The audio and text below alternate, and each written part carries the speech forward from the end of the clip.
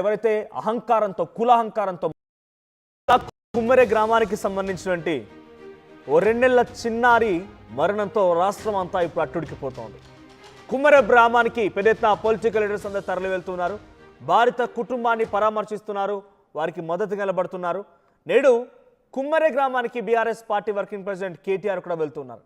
కుల వివక్ష దాడిలో చనిపోయినటువంటి పాప కుటుంబాన్ని కేటీఆర్ పరామర్శించబోతున్నారు. ఇప్పటికే బాధితుల్ని కలిశారు బీజేపీ లీడర్లు, బీసీ సంఘాలు, పలు సంఘాల నేతలు, అటు ఎంఆర్పీఎస్, డిఎస్పీ, రకరకాల బీఎస్పీ పార్టీలు కూడా అక్కడే కూర్చుని ధర్నా చేస్తున్నాయి.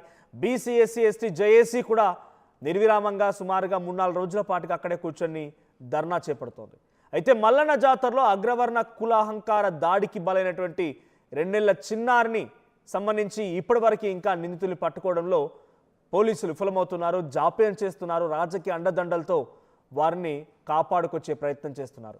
స్థానిక ఎమ్మెల్యే, ఎమ్మెల్సీ ఇప్పటివరకు కనీసం స్పందించకపోవడం పైన కూడా ఆగ్రహావేశాలు కట్టలు తెంచుకొని వారిపైన విమర్శనాస్త్రాలు గుప్పిస్తున్నారు. ఘటన పైన పూర్తిగా ఇంకా నివేదిక ఇవ్వాలని రాష్ట్ర బీసీ కమిషన్ ఆదేశాలు జారీ చేసింది. నిందితులుగా ఉన్నటువంటి A3 కటిక Naresh, A4 Vishnuvardhan Reddy, A5 Tukaram Reddy, A6 Satish Reddy, A7 Madhava Reddy నీకు పోలీసులు ఎందుకు పట్టుకోలేకపోతున్నారంటూ ప్రశ్నించారు.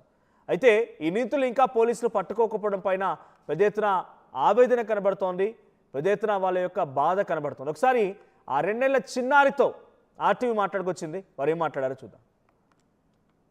పాప 4 గంటలకి పోయి కొరకు పాలు తాగిందేమో సార్. నా పాప కడుపు నిండా పాలు తాగింది సార్. అప్పుడు నాకు ఒక అన్నలే కనుకొని చెప్తున్నా సార్.